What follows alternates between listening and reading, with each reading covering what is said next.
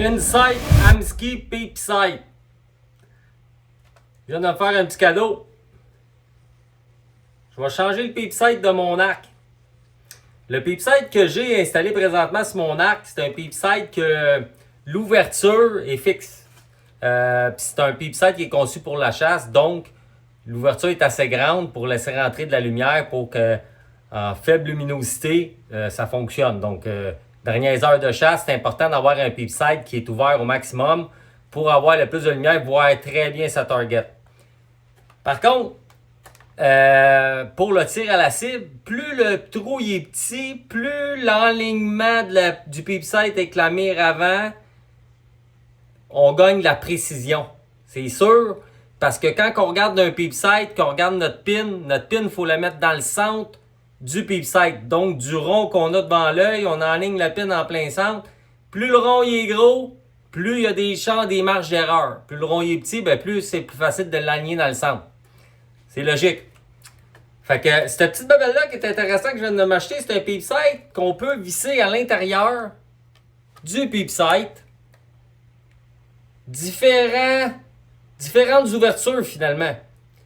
Fait que quand on va à la chasse avec un Peep Sight comme ça, on met rien dans le Peep Sight.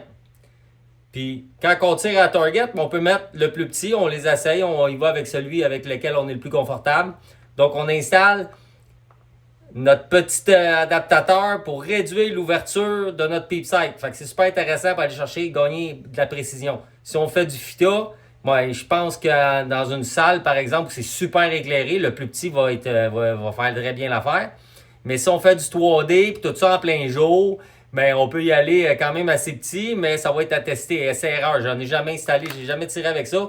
Fait que ça va être pour moi une première, mais je suis sûr et certain de gagner en précision en utilisant ce Peep Sight-là. Fait que si on regarde les ouvertures qu'on a disponibles, maudite lunette. Pas drôle, vieillir. Donc, les ouvertures, on a 1,32, 3,64, 1,16, 3,32, 1,8, 5,32. Fait que plusieurs choix. On va les essayer. Fait qu'on va installer ça sur mon arc. Puis après ça, on va l'essayer ça. Puis je vais vous dire ce que j'en pense. Puis lequel que je préfère le plus en luminosité de jour. Lequel que je vais utiliser pour faire des parcours 3D cet été. Fait que je vous montre ça tout de suite. On installe ça sur l'arc. On va installer le Peep Sight. 2 positions possibles. Ça dépend de votre arc. Si votre arc a un axe à axe de 36 qui est très très long, quand vous allez être en full draw, votre corde, elle va pas avoir autant d'angles. Elle va être comme ça. C'est sûr, les branches sont plus longues. Fait qu'on se trouve avec une corde qui va se retrouver à être plus verticale. Puis si on a un arc qui est plus court, on va se retrouver avec des cordes en full draw qui sont plus horizontales. Donc le Peep Sight est conçu, on a 2 positions possibles. Ça dépend de l'arc que vous avez. Dans mon cas, j'ai 33 d'axe à axe. Puis mon Peep Sight que j'ai d'installer présentement est dans les slots qui ont le moins, le plus horizontal. Donc c'est ce qui fonctionne bien. J'ai l'installé de cette façon-là au départ, puis j'avais une bonne ligne avec ma mire. On le voit quand on est en full draw, on regarde dans notre Peep Sight. Si l'angle est pas bonne, on va le savoir tout de suite. On a 2 ajustements possibles, on prend celui qui est le meilleur. Donc dans mon cas, c'est les slots qui sont le plus horizontales. Fait qu'on va installer le Peep Sight comme ça, puis on va l'attacher comme il faut. Je vous montre ça tout de suite. J'avais marqué mon Peep Sight ici. Il y a toujours mon petit pot de mon marqueur argent là. Avec mon petit pinceau. Fait que moi j'ai marqué. Ça fait longtemps que je l'ai marqué là. Quand je l'avais installé, je l'ai marqué. Parce que s'il bouge, quand on tire, on le sait. Fait qu'on le remet à sa place. Mais c'est pas supposé bouger. Mais c'est important de marquer ses installations, ces choses. Comme ça, s'il arrive un pépin ou quoi que ce soit, on le sait où c'est qu'il va exactement. Fait que là, je l'ai marqué. Fait que là, ce que je peux faire, c'est presser mon arc. Me donner du lousse. Enlever ce Peep Sight-là d'ici.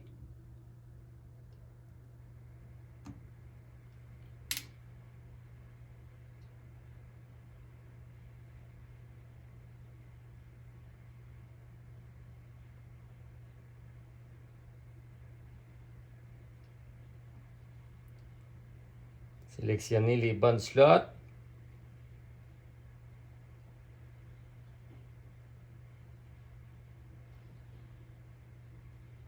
Alignez ça exactement où ce que l'autre était. Super.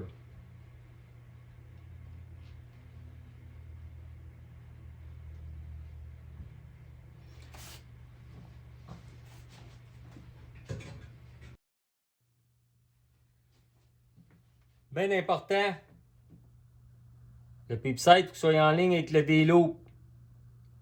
On essaye de voir là pour que le twist d'accorde, tu sais, s'il est comme ça, on n'attache pas ça de même. On va commencer à l'attacher quand tout est bien en ligne. Là, ça, c'est bien en ligne avec mon D-Loop.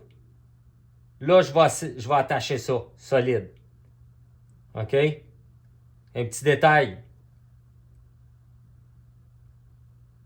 Là, on va l'attacher.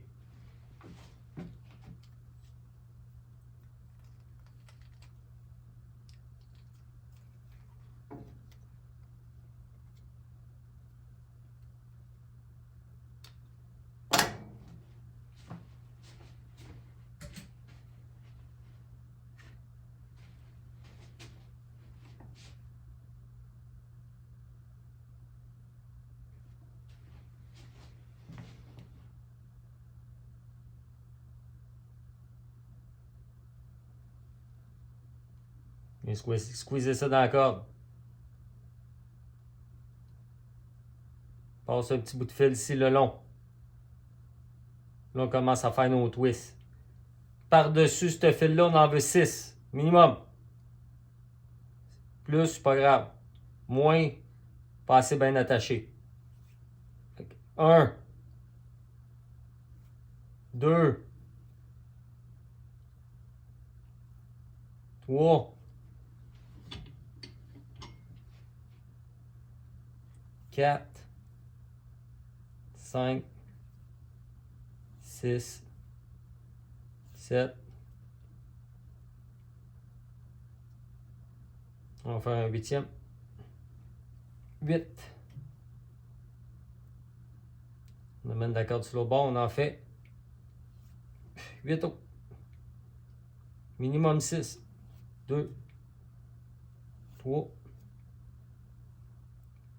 4. 5. 6. 7. 8.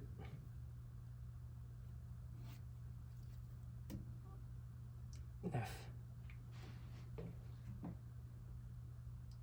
On ça dans le milieu. On vient serrer ça contre nos twists. On vient accoter ça bien solide entre les deux. OK? Et là, on repart sur un côté du PeepSight. On descend au PeepSight avec à peu près 6 twists. Mais là, ils ne sont pas collés. 1.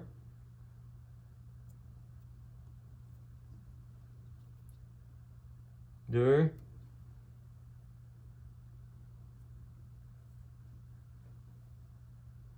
3.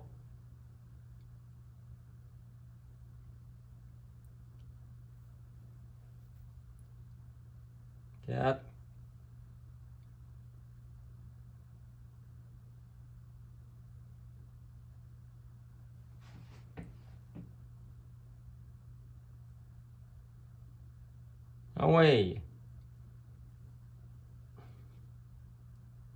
5.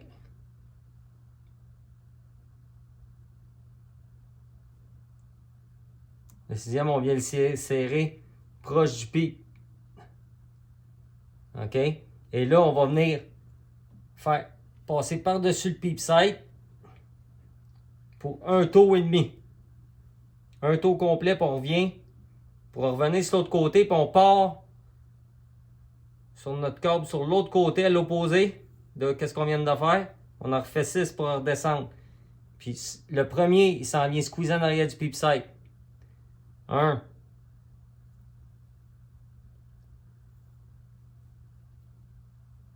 2.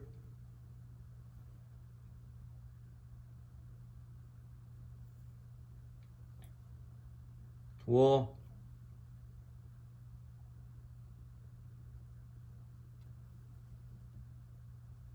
4, 5,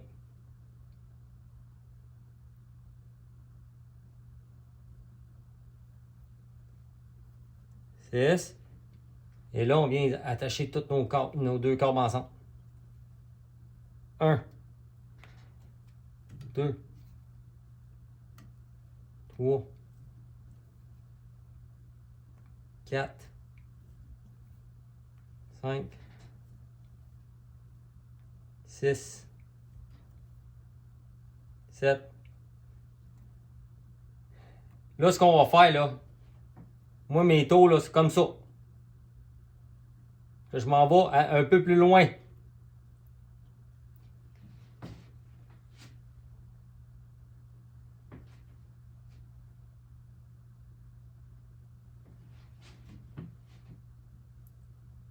Je twist dans le même sens que je twistais.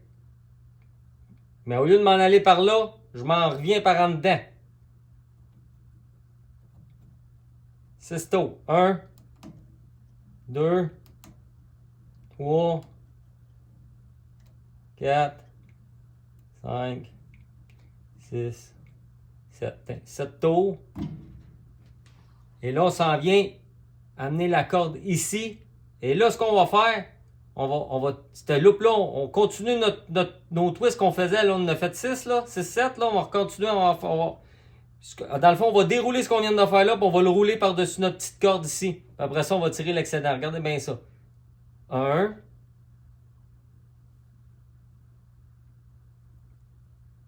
2, 3, 4, 5, 6, 7.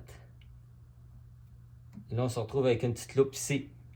Là, ce qu'on va faire, on va tirer là-dessus. Et voilà. Ça finit notre nœud.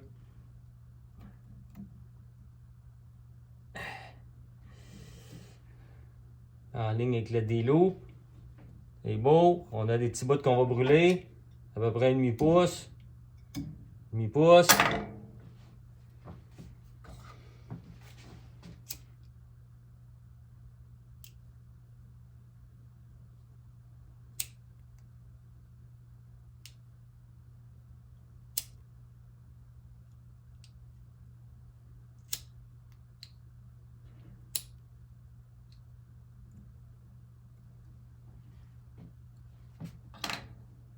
Les deux bouts de corde sont brûlés et ça fond comme une petite colle.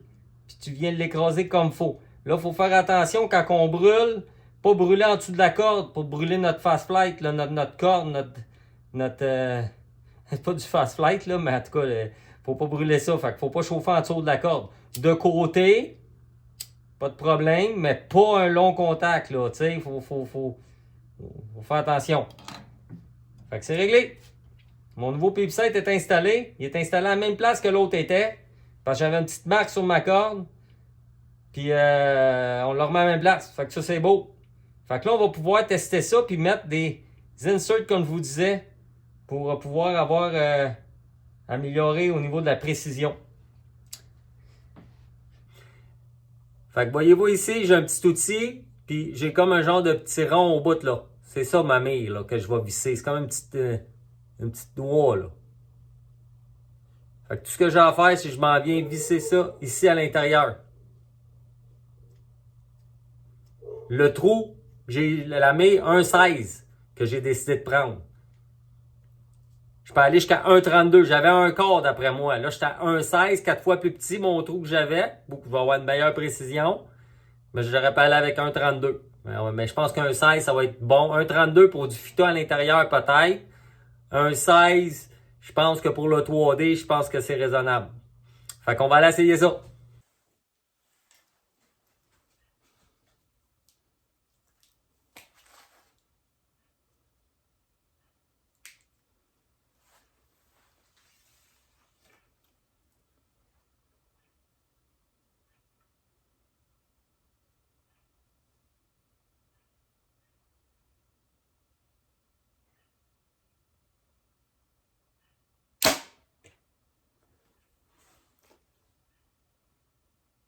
Mais on va y aller plus petit encore. Parce que il y a encore de la place pour plus petit. Fait que 1,16, c'est bien, c'est mieux que ce que j'avais pour la précision. Mais on va y aller avec un peu plus petit. J'ai 1,32, mais juste entre 1,16 et 1,32, j'en ai un autre 3,64. On va essayer celle-là.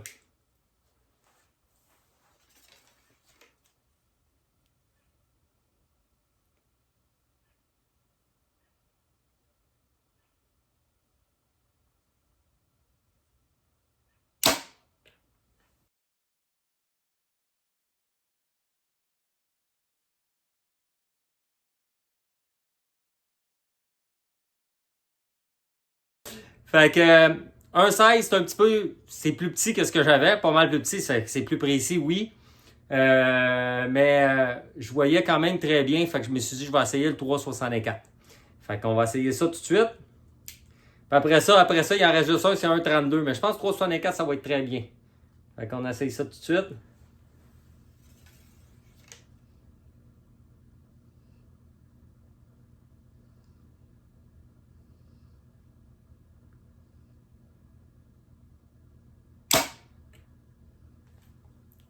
Excellent, c'est merveilleux. 3,64, pas en bas de ça. On voit très bien à target, mais c'est plus flou. C'est plus sombre. Mais on voit suffisamment la target pour être capable de faire des tirs précis. Puis là, ben, il faut dire qu'il est à peu près 7 heures, là, 7h30 chez nous. Là. Fait que ça commence à être sombre. Puis je suis dans ma véranda, il n'y a pas de lumière, aucune d'allumée.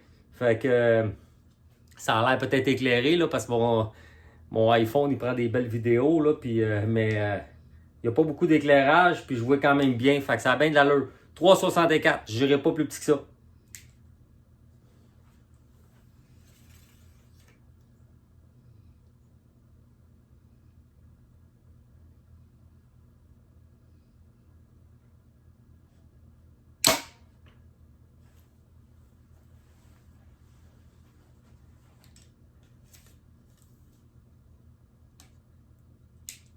Regardez ma détente. Je ne pèse pas sur mon thumb release. Je ne pèse pas sur le bouton. Je suis toujours en... quand je suis prêt à tirer, quand ma mire est dans le target, je tire par en arrière. Puis le fait de tirer par en arrière va venir faire en sorte que le bouton va venir... Je tiens le bouton, là, puis la pression va venir du fait que je tire par en arrière. C'est de là que ça se déclenche.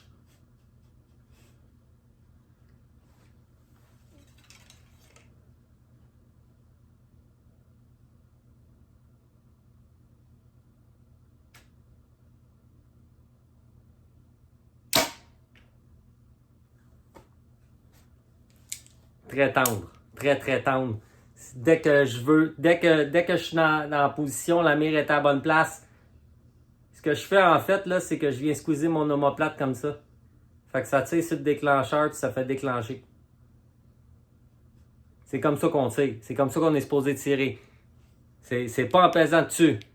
Parce que ça peut vous créer du target panic. J'en ai déjà parlé dans une précédente vidéo.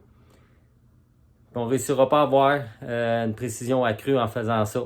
Quand on jump sur un trigger, que ce soit avec une carabine ou un arc, on ne peut pas avoir le maximum parce qu'on anticipe le coup, ce qui nous fait bouger la main porteuse de l'arc ou de l'arme, c'est ce qui fait qu'on bouge. Ça ne prend qu'un petit mouvement sur la main qui tient l'arme pour avoir une précision beaucoup moins bonne que si on n'anticipait pas le coup. Si on n'anticipe pas le coup, on ne peut pas donner un coup sur la main porteuse. Fait qu'on réussit à avoir une bien meilleure précision. Donc, vous pouvez regarder la vidéo que j'ai faite sur YouTube à ce sujet-là. Mais je vais en reparler souvent parce qu'honnêtement, le plaisir de tirer quand on commence à faire du target panic.